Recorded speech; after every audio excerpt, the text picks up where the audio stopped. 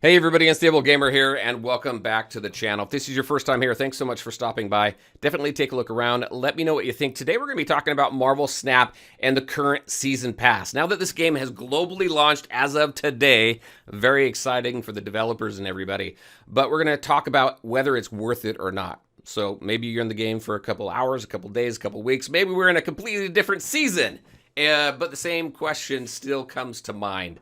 Are these season passes worth it? So let's go ahead and talk about that. But first, if you're interested in this content, you want to see more of it, consider hitting that like button, hit that subscribe button so that you can be updated with all the new videos.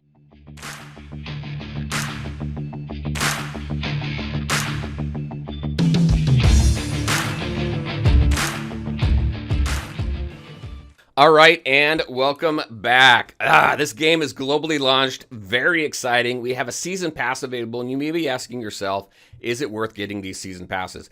I've put this guide together. I'll leave a link to it in the description below as well. There's a bunch of resources and information available here. One of them is this tab right here, the season pass, and I just kind of compare each season pass as it comes along, track the rewards, and determine for myself whether I think it's worth it or not. Overall, yes, I feel that the season pass is worth it if you're going to put money into the game, but I also want to show what you get from a free-to-play perspective and a pay-to-play perspective. Now, I recently put a video out of my top 10 tips for the game. If you haven't seen it, I'll go ahead and put a link up to it over here, where I do talk about this a little bit, but we're going to go into quite a bit more detail right now as we talk about the current season pass. So as I said, yes, I feel it's worth it. You have a $10 version and a $15 version. The $15 version gives you some additional levels just right off the bat that you complete so you can get rewards right away. If you don't feel you're going to be playing a ton, that may be the way to go. I have found that the $10 version is enough. It doesn't give you any additional levels, but I play enough that I can max out the rewards. Now, if you want to max out the rewards for each season pass, you got to get to level 50 of those rewards. That's going to max out your rewards. Anything past that is just bonus. There's some additional rewards and things that you can get, but the actual rewards specific to the season passes end at level 50. So if we just take a look at here, we've got a few different columns. What you get as a free-to-play player, what you get if you purchase the additional rewards that you get if you purchase the pass, and then what do you get in total. So if we take a look at the cards, the stop line, 0 cards for the free-to-play player, but you'll get the card if you pay for the pass, which in this one is Spider-Man Miles Morales.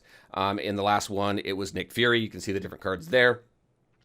As a free-to-play player, you will have access to it, but not until later. So after a couple seasons, these cards will become available, and you can get them along the normal collection track, the way that you get cards by upgrading them and gaining cards that way.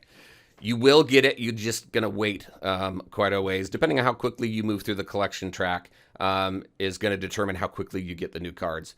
As a pay-to-play player, as a person who purchases a season pass, you're going to get it right away. So that you get 1 card total. If we take a look at the card variants, as a free-to-play player, you're going to get 2, which is great.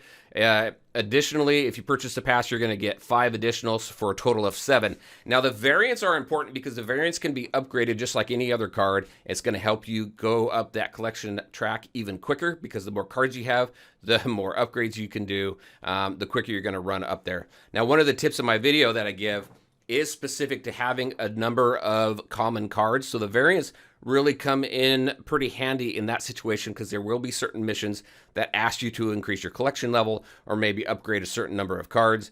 And the most efficient way to do it is if you take a card from common to uncommon because it's only 25 credits. It's the cheapest way to do it. If you do it any other way, you're going to use more credits. So it just depends on what you have available to upgrade. So there's card variants. As avatars, you don't get any avatars. You do get 3 total if you purchase the pass. One thing that this season pass does not cover are the ranked rewards. As the season changes, the ranked rewards change as well. That's all free to play. You just got to hit the different ranks and you'll see the different rewards that you can get there. There's avatars, there's card backs. There's a whole bunch of rewards that you can get through that. So just because you don't get it in the season pass doesn't mean that you won't have access to avatars and card backs and things like that. So as you can see here, as a free-to-play player, 0 card backs, you get 1 total if you purchase the pass.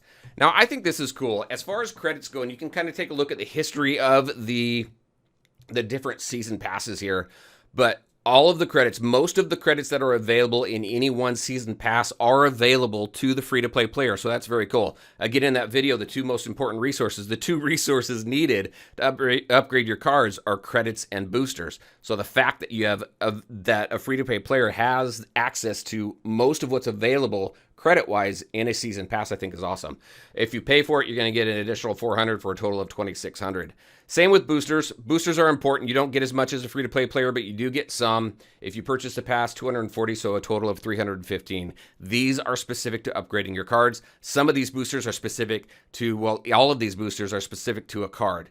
When you go through the season pass rewards, some of them you can see right up front that are going to be available to use for Spider-Man Miles Morales. Other ones are just going to be RNG. It's not going to tell you who it's for until you get that reward, and then it's going to tell you who that booster is for. So an RNG factor there.